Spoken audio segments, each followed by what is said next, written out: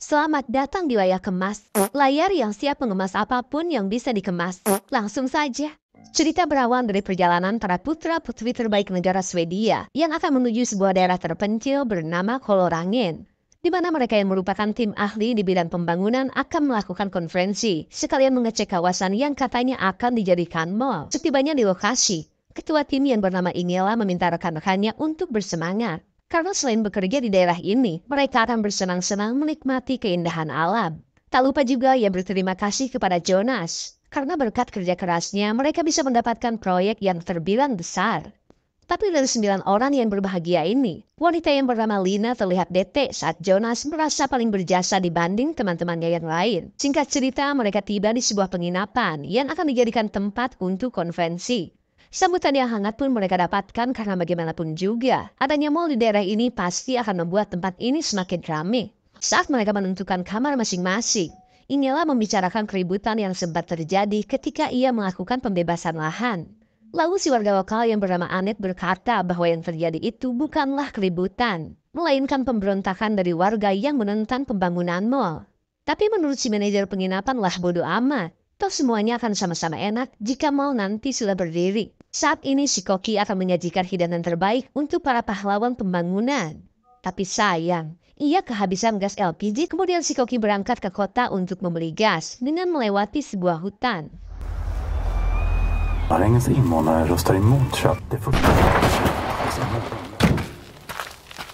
Rupanya sebuah papan berpaku yang telah menghentikan perjalanan si Koki. Hingga ia pun menduga jika seseorang sengaja melakukan sabotase ini. Semakin jauh ke dalam hutan, si Koki heran saat melihat banyak tali baja yang melintang di mana-mana. Dan tanpa ia sadari, seseorang yang misterius sedang mendekatinya.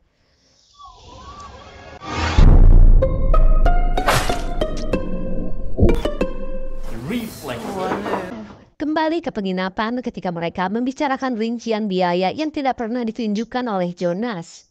Padahal seperti yang mereka tahu, pembangunan akan dimulai esok hari. Mendengar pembicaraan tersebut, Jonas meminta untuk jangan khawatir karena semuanya pasti beres. Kemudian Lina mempertanyakan tentang ganti rugi kepada seorang petani yang peternakannya sudah mereka gusur. Lalu Jonas menjelaskan bahwa itu pun sudah beres, bahkan sudah ditandatangani juga oleh Lina. Lina jelas kaget karena ia merasa tak pernah menandatanganinya. Kemudian Ingela meminta Lina dan yang lain untuk jangan membahas hal sepele semacam itu. Terlebih Jonas sudah ahli dalam mengatur proyek semacam ini. Nah loh, keadaan ini membuat Lina mulai curiga jika ada sesuatu yang gak beres dan disembunyikan oleh Jonas. Selang beberapa saat, si manajer bingung karena sang koki tidak bisa dihubungi. Padahal, saat ini adalah waktunya para tamu untuk para smelnet.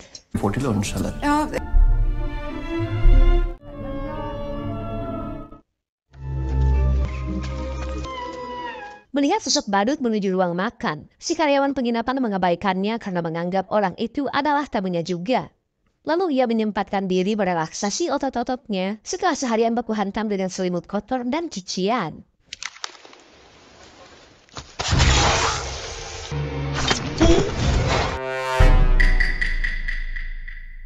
Dengan satu kali tusukan saja, psikopat kembali beraksi dan menghabisi karyawan penginapan satu persatu.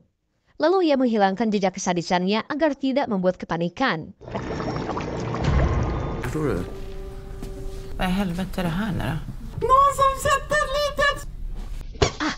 Ternyata kostum badut yang dipakai Jonas ini adalah ikon dari mall dan pemukiman mewah yang akan mereka bangun.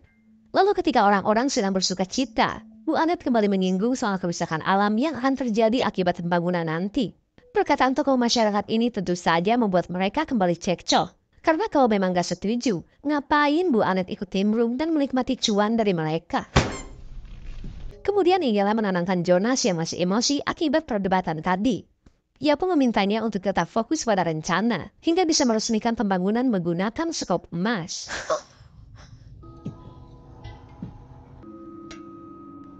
Skop Pak. Singkat cerita, kru penginapan akan memberikan games kepada para tamu. Ia pun meminta agar mereka mengumpulkan HP karena permainan ini akan berhubungan dengan air. Så vi umgås med hemma när vi inte är här. Och nu vill jag att samtliga springer teambuilding.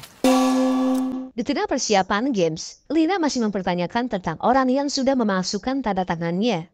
Ia pun merasa yakin bahwa ganti rugi kepada si petani belum Jonas lakukan.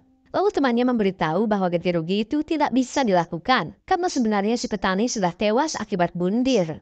Di mana semua itu gara-gara si petani tak terima saat peternakannya digusur paksa oleh Jonas dan para anak buahnya.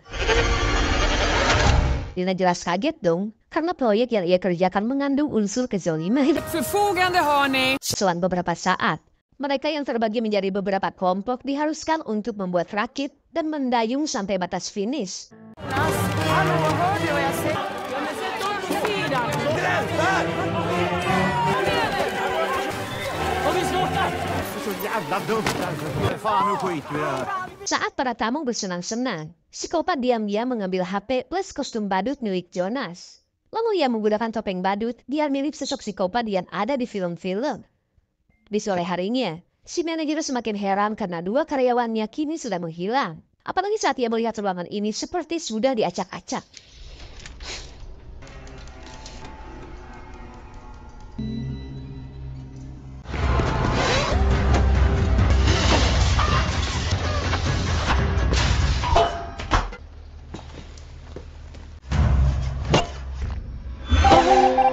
Setelah menghabisi sang manajer pakai teflon, psikopat pun menyimpan jasadnya di ruang pendingin. Sementara Lina dan yang lain kini akan berflying fox melintasi sebuah danau. Dan karena Lina terlalu kepo dan kritis soal pekerjaan, Jonas dan yang lain membulinya bahwa Lina gak bakalan berani untuk gelayutan di atas danau. Ni vill peppa Lina. Om det nu är så att hon inte... Då behöver hon inte. Det är ingen skam att ge sig. Nej, nej, skit. Ja, nej, jag vill inte. Roligt. Meskipun Lina dianggap pengecut, ia memanfaatkan keadaan ini untuk mengecek laptop milik Jonas. Karena ia merasa atasannya itu menyimpan rahasia besar tentang proyek yang mereka kerjakan.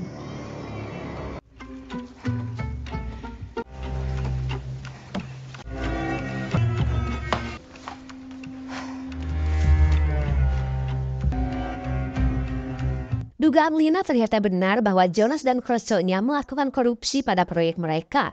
Kemudian ia buru-buru mengkopi semua barang bukti atas kelakuan Jonas. Di waktu yang sama, Jonas dan teman-temannya baru tiba di penginapan.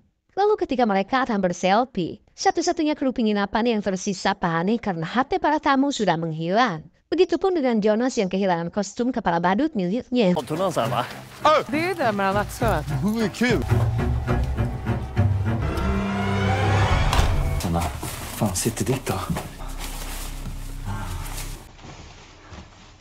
Di sisi lain, psikopat sedang prepare menyabotase Flying Fox agar para tamu penginapan tidak bisa kabur dari daerah ini. Bahkan ia menambah kawat baja di dalam hutan yang memiliki ketajaman seperti gelasan layangan. Di malam harinya, Jonas dan teman-temannya sedang berpesta sebelum memanjakan diri dengan mandi air hangat. Sementara si karyawan sedang kebingungan karena para kru penginapan sudah menghilang.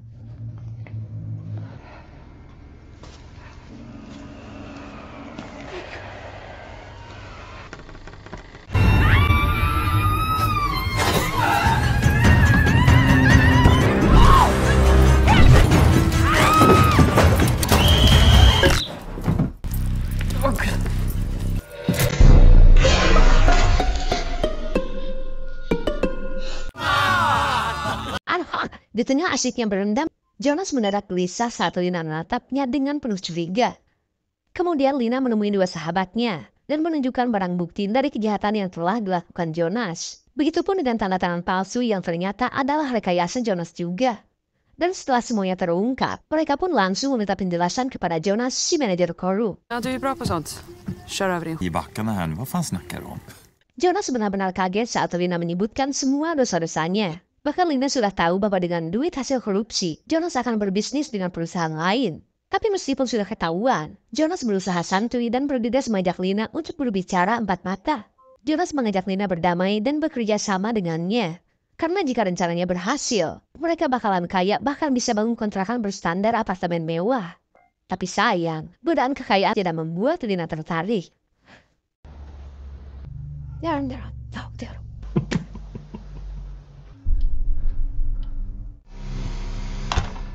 Di sisi lain, psikopat Giri sedang sibuk nyetar mesin perahu untuk menghabisi teman Jonas. Det er cool, mig. Jeg bliver ikke sat noget hjemme.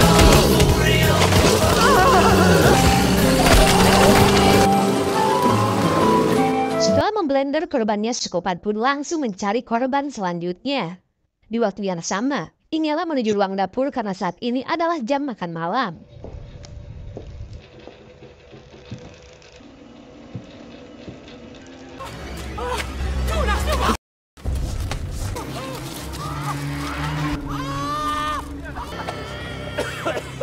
Untuk pertama kalinya, Lina dan yang lain melihat sosok psikopat saat menggeret Ingela sampai meninggoy. Lalu sebagian mereka langsung kabur menuju hutan yang sudah dipenuhi oleh jebakan.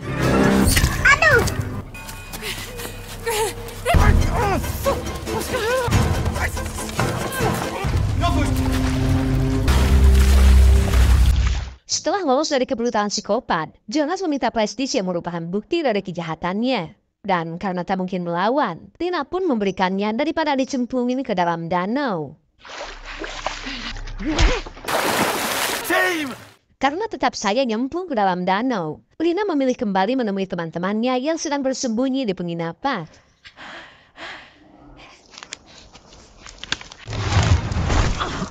Setelah hampir kecelok jebakan psikopat, Lina akhirnya menemukan si Koki yang ternyata sudah ngebangke. Di saat itu pula, teman-teman Lina sedang berencana untuk kabur dengan menggunakan mobil. Lalu wanita yang bernama Naja bergegas menuju pondok Jonas untuk mencari kunci mobil tersebut.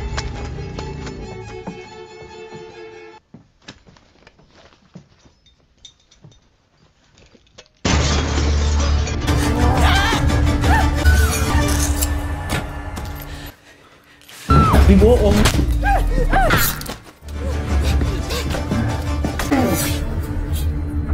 Meskipun sudah berganti gaya rambut, Naja akhirnya berhasil mendapatkan kunci mobil. Tapi sialnya, psikopat dengan mudah bisa menebak rencana kabur mereka.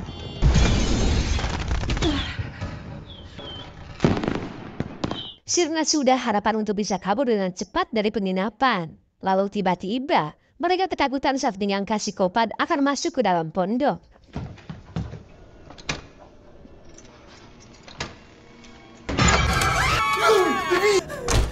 Rupanya itu adalah kedatangan Lina bersama satu lagi teman mereka. Dan ketika mereka berkumpul, Bu Anet penasaran akan kondisi temannya yang sudah diblender oleh psikopat.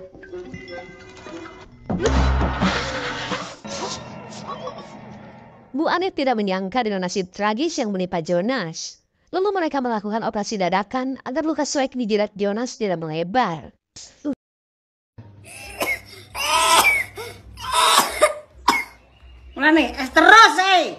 Saat semuanya beres, Bu Anet curiga jika psikopat misterius itu adalah warga daerah sini yang menentang pembangunan mall.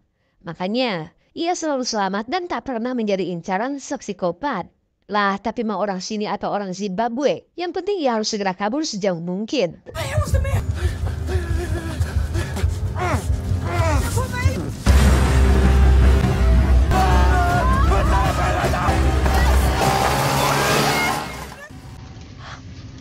Saat Anet sudah terpojok, ia menggunakan bahasa kalbu untuk menenangkan sosok psikopat. Nenek tua ini pun meminta agar psikopat menghentikan kelakuannya demi kemajuan daerah mereka.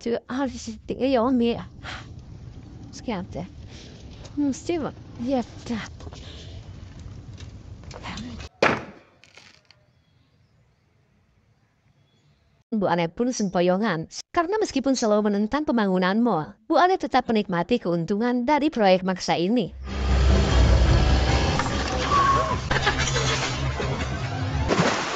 Entah selamat atau tidak, Jonas si manajer korup akhirnya ngambang di danau. Di sisi lain, Lina dan teman-temannya sedang memikirkan cara untuk bisa kabur dari penginapan. Lalu saat Lina mengajak untuk menuju danau, mereka yakin bahwa psikopat itu adalah anak si petani yang bernama Franz. Karena sebelumnya, Franz dan ayahnya adalah para petani yang paling menentang keras pembangunan mall. Dan ternyata benar, emosi Franz memuncak saat mengetahui ayahnya bundir akibat peternakan mereka sudah digusur. Dan setelah semuanya terungkap, mereka yang merasa bersalah bergegas kabur dengan melewati danau.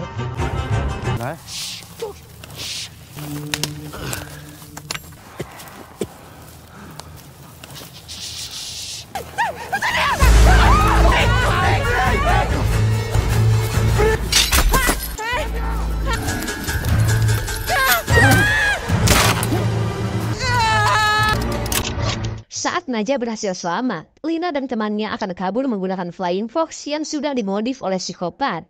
Meskipun takut setengah mati, Lina tak punya cara lain untuk mencoba bertahan hidup. Ett steg nu, Lina. Kom igen nu.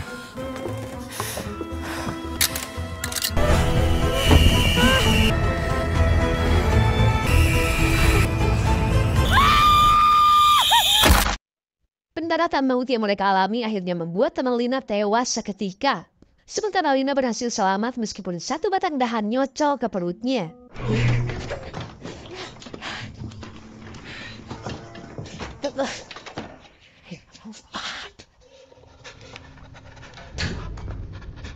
Dirasa itu adalah Bu Amir.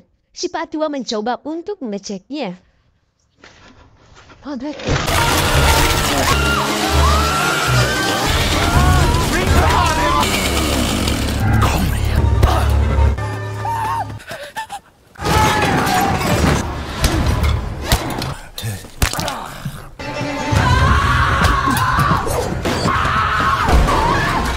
Setelah mengurung sosok psikopat, Pak Tua bersama seorang wanita bisa bernafas lega.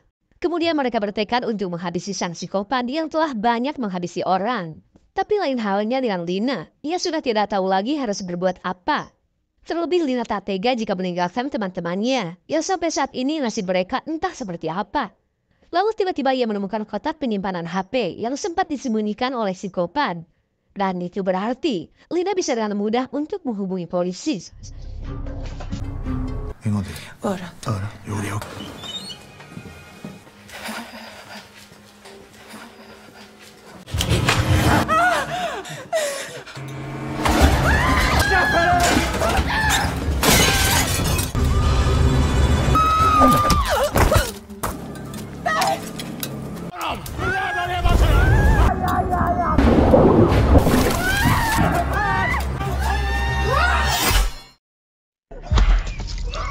Tepat pada waktunya, Najah berhasil menyabet psikopat sampai buntung. Mereka pun merasa lega karena semua mimpi buruk ini telah berakhir. Dan tak lama kemudian, para polisi pun datang berkat panggilan dari Lina tadi. Sementara Lina sendiri tidak sadar bahwa Jonas si biang masalah ternyata masih hidup.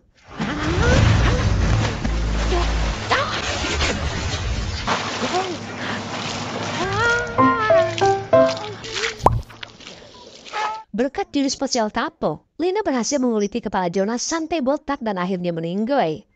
Dan dengan kematian Jonas pula, rencana pembangunan mall tidak jadi dilakukan.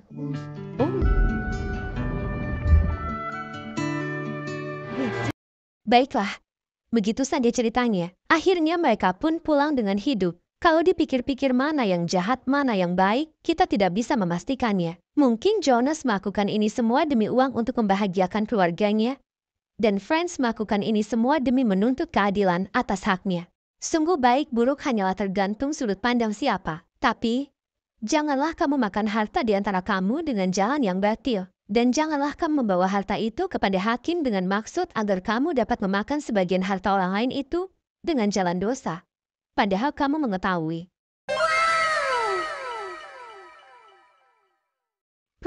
Proyek apa yang sampai merebut tanah warga? Bakso.